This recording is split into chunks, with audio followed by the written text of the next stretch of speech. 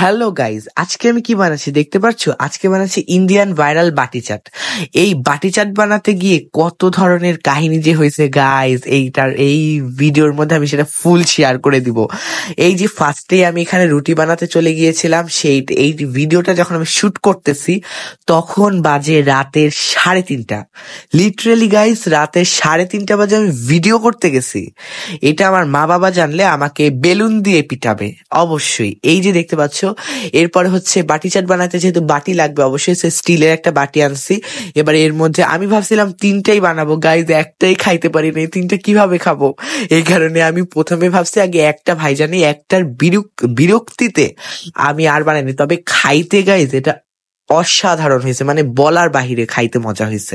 আর দেখতেই পাচ্ছ রুটিটাকে স্টিলের বাটিতে লাগিয়ে এবার এটাকে কিভাবে কাঁটা চামচ দিয়ে কেটে নিচ্ছি। এরপর তোমরা দেখতেই পাচ্ছ এই যে একটা কড়াইয়ের মধ্যে তেল নিয়ে নিতেছি। আমি সেদিন তেলের পুরো বিসর্জন দিয়ে দিয়েছি গাইস। তোমরা চাইলে যদি তোমাদের নিজেদের বিসর্জন দিতে চাও অবশ্যই তেলের বিসর্জন দিয়ে দিবে, তোমার আম্মু তোমাকেও বিসর্জন দিয়ে দিবে। মানে একেবারে কি বলে আর বললাম না। সেই যে আমরা এখন রেসিপিতে ফিরে যাই। রেসিপিটাকে এবার আমরা আলুগুলোকে হচ্ছে এরকম চারকোনা করে করে কেটে নিছি। এবার এগুলোকে ভালোভাবে ভেজে নিছি, কড়কড়া করে ভেজে নিবা।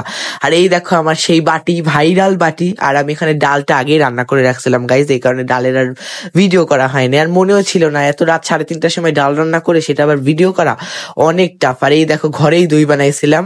এটা হচ্ছে আমি রাতের বেলা বানাইতে চাইছিলাম, আসলে দই বানাই ডায়েট করবো তো এই কারণে বানাইতে চাইছিলাম। তো এরপরে দেখতেই পাচ্ছ এখানে আমরা হচ্ছে টমেটো সস দিয়ে দিছি।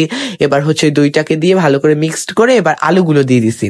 আলুগুলোকে দিয়ে এই যে আলুগুলোকে এবার ফার্স্টে তোমরা বসায় নিবা। আর এই আলুগুলা খাইতে অনেক মজা হয়েছিল সত্যি কথা। এরপরে হচ্ছে কাঁচা পেঁয়াজ দিবা। কাঁচা পেঁয়াজটা দিলে একটা অনেক সুন্দর খাইতে, মানে একটা কচকচ করে। যাদের হচ্ছে এরকম খেতে পছন্দ তারা এরকম দিয়ে নিতে পারো। আর এই যে দেখতে পাচ্ছ আমি এবার এর মধ্যে সস দিয়ে দিচ্ছি। টমেটো সসটা আমার একেবারে শর্ট পড়ে গিয়েছিল গাইস, তাই দিতে পারিনি। আর ডিমটাকে একটু সুন্দরভাবে দিতে গিয়ে ডিমটা আমার আর সুন্দরভাবে দেওয়াই হইলো না। স্যার এরপরে ডিমটাকে দিয়ে দিলে এই যে আমার রেসিপি রেডি।